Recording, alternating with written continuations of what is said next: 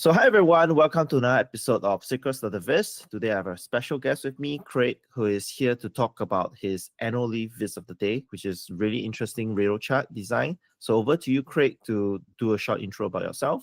Thanks, Lewis, for inviting me, first of all. My name's Craig. I'm originally from England, born and raised, moved over to the States when I was 19 years old on a soccer scholarship, and then ended up doing my master's in statistics and went to an advanced data visualization class, which I really loved, and ended up getting a job offer from Chase, and then basically went to an internal Tableau summit, which I really just kind of fell in love with the product, and the community was there, and I was like, I kind of really want to get involved in this. 5-6 years later, I've gone through the internal program to get to the Jedi Grandmaster level, which is kind of like your expert level, and just was playing in Tableau Public since then, so it's good.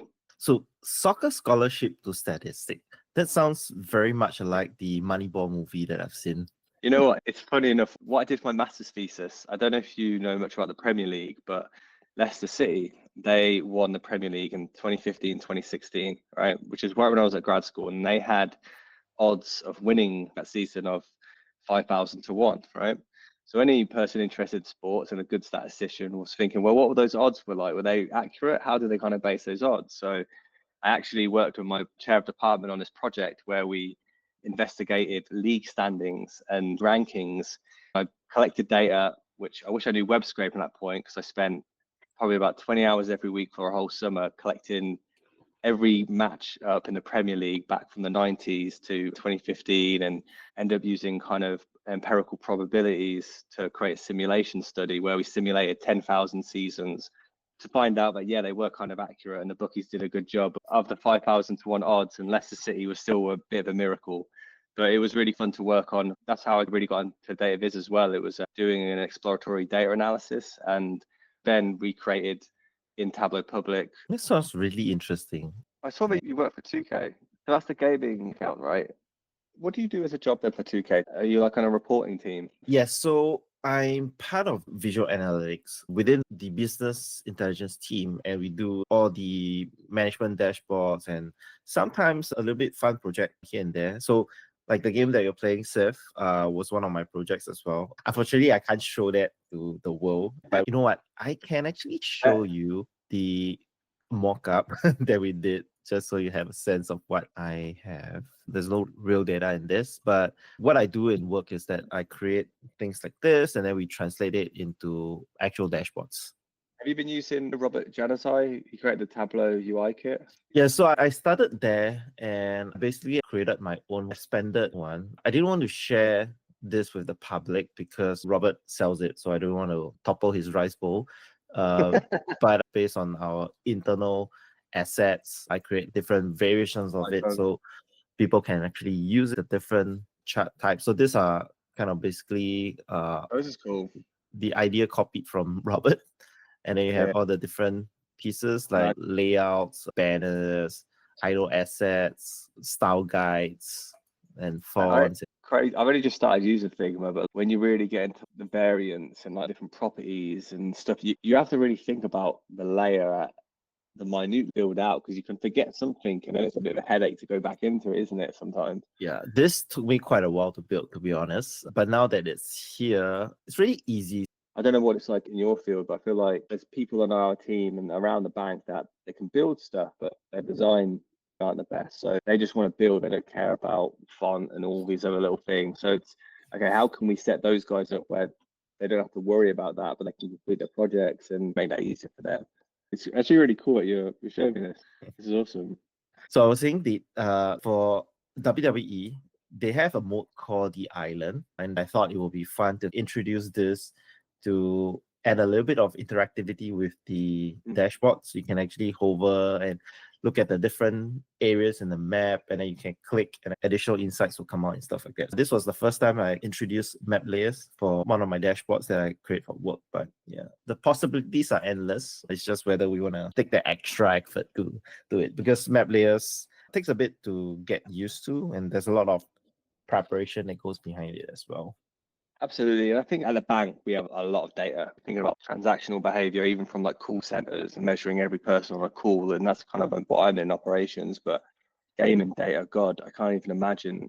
It truly is big data, isn't it? So, um, when you see some of these vizzes in Tableau public and as inspiring as they can be and as cool they can be, it's like, well, that's not going to work with the data set. It's too big, it'll be too slow. So it's just a decision you have to make. Ultimately, the thing that you want your users to do is just not get frustrated with slow loading dashboards, because that puts them off straight away, doesn't it? Yeah, I mean, ultimately, it comes down to the question is because you can doesn't mean you should. Yes, yeah, exactly. Yeah, I definitely agree with that one. Alrighty, let's dive Yeah. into your biz before we go too far into the rabbit hole. Tell us a little bit on your inspiration.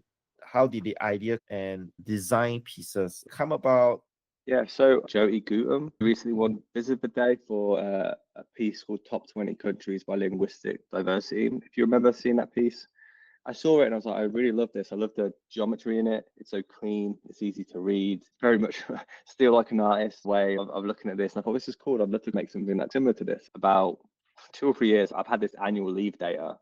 My brother's up from England. I live in the United States, which is well known for having really poor annual leave. Luckily, where I work at Chase, we get a lot better than other companies, but compared to England or the rest of the world, it's not really much. So I was like, well, I wonder what the rest of the world's kind of like. So I was inspired by that. The first thing I did is I went in, reverse engineered that. I was like, how do I create that? I looked back at the blogs by Tone Hang.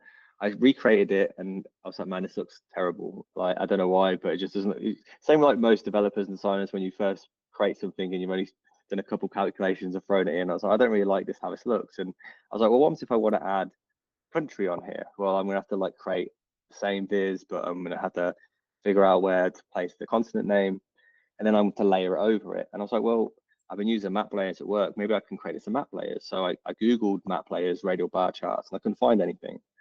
So I was like, well, maybe there's a really good opportunity here to kind of figure out this out by myself. And one of the things that I found when using map layers is you can't use table calculations. So table calculations was one of the main things that was used when creating the radial bar charts, because you're using the index function to create an order, which is how you're ordering your radial, your bars, right? So I was like, okay, well, I can create the order by if I manipulate the data set. So that's kind of not really an issue. And I think even for this data set, you had to do some type of data identification. I'm not very good at the cross database joins and stuff like that, because I just try and get everything clean before I go into Tableau, just so it's easier for me to use. So I wrote a script in R, like I said, it's really good stuff now with ChatGPT. I feel like that's the best thing about being a developer at the moment with AI is if you can understand the basis of code, you can get a lot of help, especially when it comes to debugging or missing semicolons or whatever it might be. It makes that process a lot easier, doesn't it? But once I had the data identification done, I then followed essentially the same template from that radial bar chart, but I replaced the table calculations with what I had created in the data identification. As I could the calculations for that, it was using trig, it was using cos and sine functions to build that data point and the angle point. I could then just create everything else quite easily. It was just using a length, or it was just manipulating that map layer a little bit more with a certain point, and I could kind of then build out my view. As I had it first in that one singular view, I was like, I don't know if I love this because it's all bunched up together. And I could maybe use color here to show the different continents. But I felt like that wasn't the story. I felt like I was trying to show who has the most total leave and how much of that is paid vacation versus public holidays. So that was how the bars split up between that pink and the green. In terms of how I chose those colors, I was just looking for a bit of a more neutral color palette. I suppose since I've been working a bit more design at work, and then Jyoti Gautam's viz that inspired me, but also a lot of the really great vizzes that you see on Tableau Public, they have a bit more muted colors and earthy tones. And I went over with my wife a couple of times. She helped me decide, told me what she liked and what she didn't like. So there was no real true color scheme picking out for this, I'll be honest with you. But I kind of just picked colors which I felt would contrast really well and look decent. So I did originally have it as a 2x3 grid, which would represent in the world where you'd have North America, South America, Europe, Africa, and Asia and Oceania. But one of the things that was difficult with that is with people's desktop screens and stuff, having a wider view can sometimes be a little bit more challenging because you don't know what shore it is. Whereas I feel so used to scrolling down now, I thought it might be better to have it just be vertically and have it that free too. So I kept the groupings the same, but just switched them left to right instead of up and down. What I really liked about this view is now you can actually see how many countries are in each continent based on the bar, and the lengths of the bars are a bit more comparable.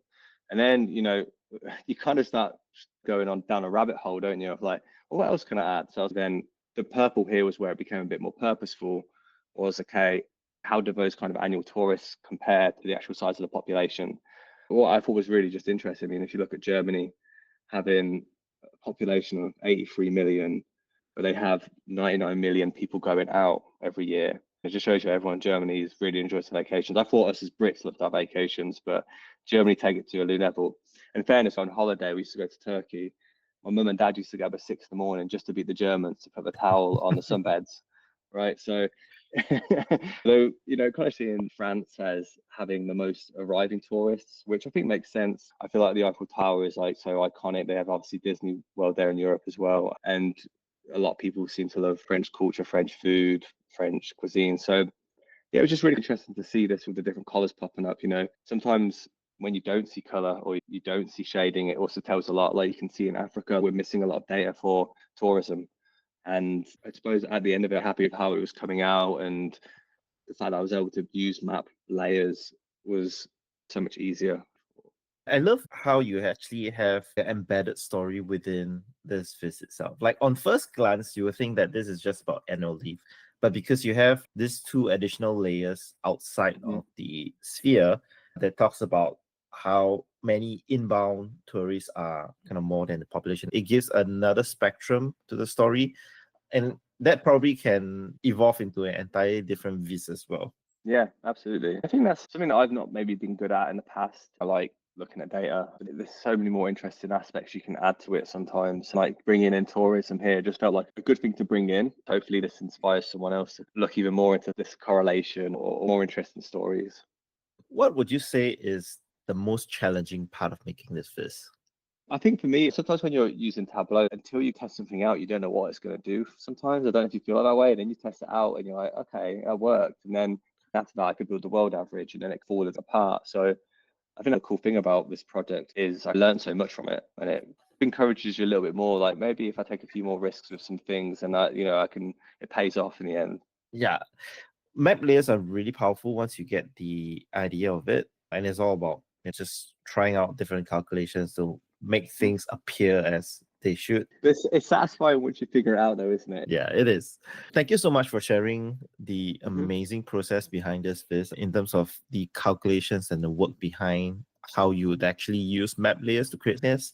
Is there something that you're working currently on your next project that you want to tease the audience with? I play around with God knows how much football data all the time. I recently found a really great package on called World Viz Football or something. There's a good website called FBref, which is football reference, and it hacks into those data sets so you don't have to manually pull stuff. I've been playing around with that data. I'm a Man United fan who are doing not great at the moment, but I've been interested in looking at performance metrics and maybe again using map players. So I want to play around with that. That sounds really exciting. Looking forward to it. I feel like in the multiverse of things, there's probably a version of you that went into being a soccer athlete, and then a version of you that is, kind of like Moneyball. So you have the athlete, you have the coach, and the data analyst. I tried. I really did. I tried to play football the best level I could, and I was very fortunate with coming over to America and experiencing over here, getting to play with people from all over the world, which was a great experience. And I did actually apply for a job at Man United for literally the job I do at Chase, but I never heard back from them. So if they're listening to this, maybe they might come out. I don't know. I'll put it in the podcast so you get your chance, maybe. Yeah, put a good word out for me. Sounds good. So it's been great having you, Craig, on this show. I hope everyone learned something from this, and we'll see everyone at the next episode. Thank you. Awesome. Thanks, Lewis. So, do you play any video games? I do. I recently bought the new Civilization 7. I'm kind of into strategy games. But I was looking at your viz on your gaming, which was pretty cool earlier. I play a lot of role-play games as well. It's funny enough, I saw that you liked Final Fantasy Rebirth, and I was close to buying that the other day. And I played the remake one, which was good. I think they only bought half the game out, didn't they? The first chapter of the game, and then Rebirth takes it through like maybe the first 2 discs of the game. And then you have a final one that is coming out probably in the next 2 years or 3. So it's a trilogy. So Rebirth is after the remake one. I didn't realize they were connected. So Final Fantasy VII, the game was so large. It came out in 1997. So it had 4 discs. When they remade the whole game, they wanted to pay tribute to all the intricacies of the game, so they didn't want to skip anything. The first chapter, I would say, is kind of a test water project for them. They fleshed it out into an entire game, which is a remake, and they saw how popular it was, and they decided to go the full length. So Rebirth was actually the second chapter through maybe, I don't know, chapter 10 or something of the game. And then they're going to do the final one, which will cover the rest of the game. That's good. I'll have to maybe get that then. I did finish God of War recently, which was fun. I really enjoyed it. I played it on the second highest difficulty, but I got to the very last of Outcry and I had to take it down a level because I could barely take it. I was like, man, this is just getting frustrating. I'm like 99% complete with the whole game. I can't be bothered to spend days. It's like, this isn't fun anymore, you know? That is true. I mean, if you like God of War, you can also try out Black Myth Wukong, which is based on the Chinese mythology hero or Yeah, god. Wukong, yeah. He's a hero that appears in Civilization. So I've seen the name before, Sun Wukong. It's good. It's maybe like an in between God of War and Dark Souls. Okay, cool.